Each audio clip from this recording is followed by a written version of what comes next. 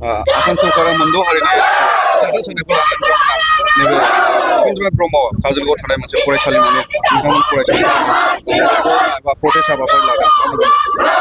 दिनै जोङो इउएन ब्रह्म फरायसालिमा दुलाराय बर' फरायसा आफादनि इउनिट कमिटिया दिनैनि बे हाबाफारिखौ धरना हाबाफारिखौ अर्गेनाइज खालामदों।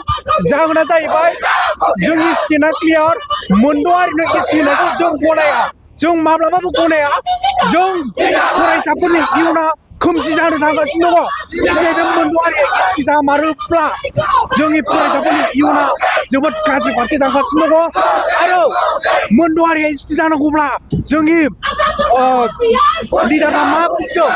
मोनद' हारिया एसटि जानांगौब्ला आंनि साननाय बायदिब्ला मा होनो एमएलए एम सिएम एमपि जानांगौआथ' सिमांनि बाथ्रा। टिएलसिसिनि चेयारमेन बिसिडिसि चेयारमेन मेम्बार जानांगौआबो गोब्राब जानानै फैगोन।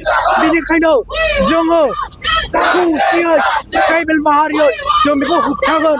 आरो जोंहा पार्टिकुलार बर' हारि हिसाबै दुलाराय बर' फरायसा आफादनि दैदेननायाव सोमावसारनाया जाबोगासिनो आरो जालांबाय थागोन। दिनै जोंनि बे दुलाराय बर' फरायसा आफादनि फरायसालिमा इउनिट कमिटिनि जानानै आं जेनेरेल सेक्रेटारि जानानै दिनै बेखौनो बुंगोन, मोनद' हारिनो एसटि होनायखौ जों थैब्लाबो गनायनो हाया। नांगौब्ला जोङो बेनिफ्राय देरसिननिफ्राय देरसिन आन्दलन खालामगोन, सोमावसारगोन, जोंनि खुद्रि जानायखौ जों दिन्थिगोन, सरकारनि हेंथायै जोङो जुजिलांबाय थागोन। बर'नि दैदेनगिरि राजखान्थिगिरि बिथांमोनखौ मा बुंनो सानो?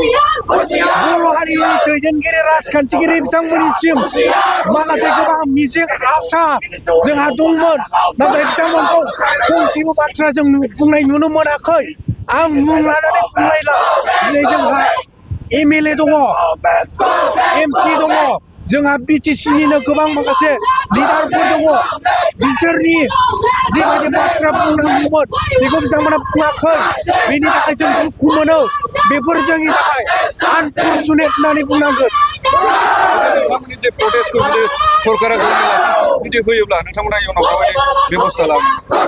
सरकारा ट्राइबेल माहारिनि बेबायदि हेंथा गोरोन्थि खामानिखौ मावोब्ला जोंहा जोंनि गोबां ट्राइबेल आफादफोरनि बर' हारिनि आफादफोरनि जथायै जोङो जोंनि प्रटेस्ट खालामनायखौ जोंहा डेम'क्रेटिक राइट्स दङ। जोंनि आवाजखौ होनो थाखाय बाथ्रा बुंनो मोन्थाय दङ। जों बेफोरखौ लाखिलांबाय थागोन, जोंनि सोमावसारनायखौ लाखिलांबाय थागोन। दुलाराय बर' फरायसा आफादनि सेन्ट्रेल कमिटिखौबो जोङो मिजिंथियो बिथांमोना गोदान गोदान स्टेप लानानै सोमावसारनायखौ गोख्रों महर होलांबाय थागोन होननानै। इउनिटिनि बेलायाव मा बुंनो? इउनिटिनि बेलायाव जोंनि बर' हारिया जोबोद दुखुनांथाव।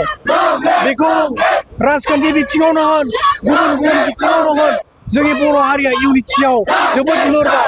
इउनिटिनि थाखायनो जों बर' हारिया दिनैसिम माखासे आल्टिमेट गलफोरसिमबो सहैनो हायाखै।